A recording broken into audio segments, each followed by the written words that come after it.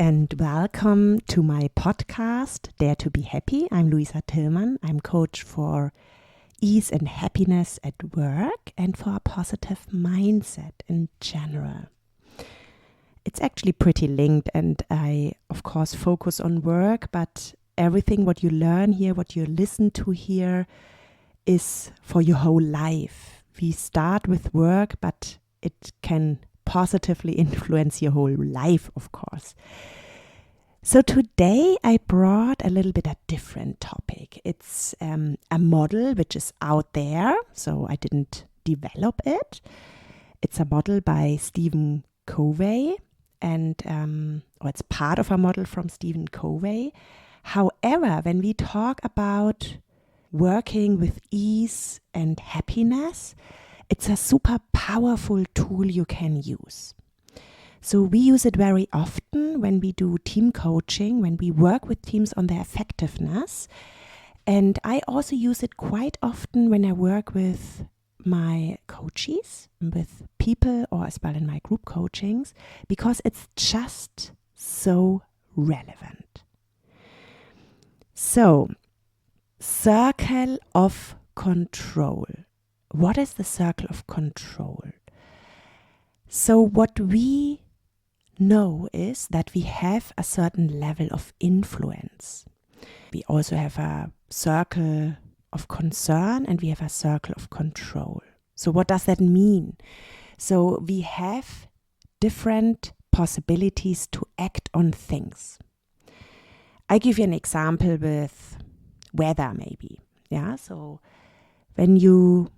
maybe you have kids and you thought in the evening what to do the next day. It's weekend, so let's go to a playground and have a nice time there, doing a little picnic in the grass and then going home. Yeah, so that's your plan. So you wake up in the morning and it's pouring. So it's raining like hell. Sorry for that. So it's really raining. So it's not like a little bit or it stops and it starts. No, it's raining all the time. So you didn't foresee that. You didn't check the weather forecast the day before. So your child is kind of super, super sad because you had this beautiful plan. You maybe have prepared already something, but it's raining. Yeah. So this rain is something you might be concerned about. You might not be able to control. So you don't have direct control over it. And the question is, can you influence it? It concerns you because it makes your little daughter or son sad. You can't do it, but it concerns you, but you can't do anything. You can't control it. You can't say stop rain and that's it. What you can do, you can prepare yourself. You can put on rain clothes, water boots, gummy boots, I think you call it in English. What is it with these circumstances, what you can influence? You also can influence your plans. You can say, let's take the picnic with us, let's go to a nice museum, and let's do the picnic in the museum. So you try to influence and make the best out of it. So when we look at the model, we have the circle of control, which is the bigger circle, right? It's a big circle. It's everything that matters for you. So decisions somebody took, yeah, for example. Or then the next level would be, so the next circle would be the circle of influence. So you can ask yourself, it's basically where you have some or indirect control. So you could ask yourself in the situation, what can we influence because we cannot control it? And the last circle, which is the smallest one, is the circle of control. So you have direct control over it. Yeah? With the assessing of the different levels and understanding, what is your circle of control? So everything that matters you, what we cannot control or influence, what is it? The weather, traffic, past decisions of others, behaviors of others. Yeah. Then the next circle is the circle of influence. So we have some or indirect control, what we cannot control, but what is it what we can influence? So being prepared, the example for the weather, or what you commit to, how you communicate, how you look, or if you look for possibilities, how you interact with others. And then the smallest circle is the circle of control. That's where you really have direct control. What can we control? You can control your thoughts, your reactions, your mood.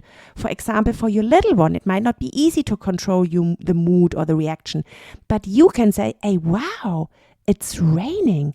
Maybe we do something completely different.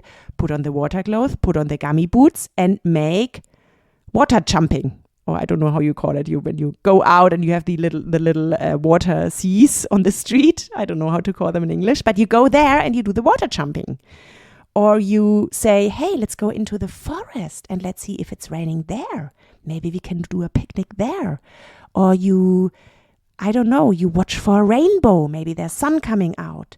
So it's really about your mood, your reactions, your work ethics, your principles, your thoughts, super important, your attitude, your mindset, your actions, your behavior, your decisions, your choices, your interpretation.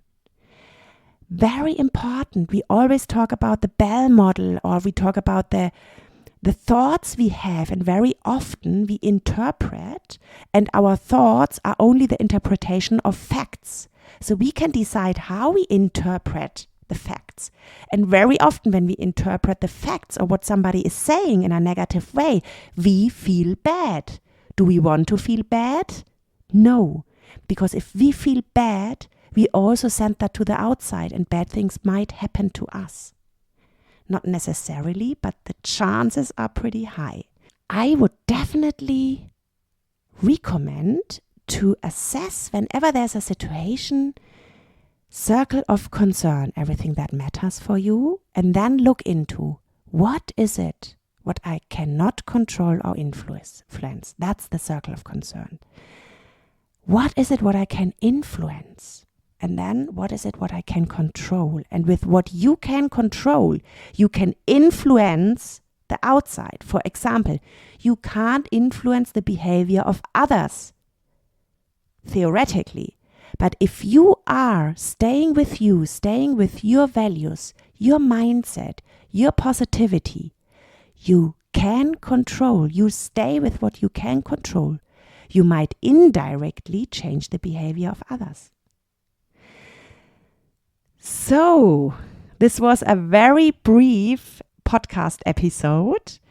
It's really about working on shifting your mindset. If we ask ourselves, what is it what I can control? What is it what I can influence? And what is it what I cannot control or influence? If I'm then able to differentiate between the three of them, let go of the things I cannot control or influence, accept them. Focus on the areas where I can influence, and focus especially on the ones where I have the control. This is where the beauty starts, because you focus your energy at work or as well at home in your whole life on the things which matter, where you can make a difference, where you will see a difference, where you will have an impact.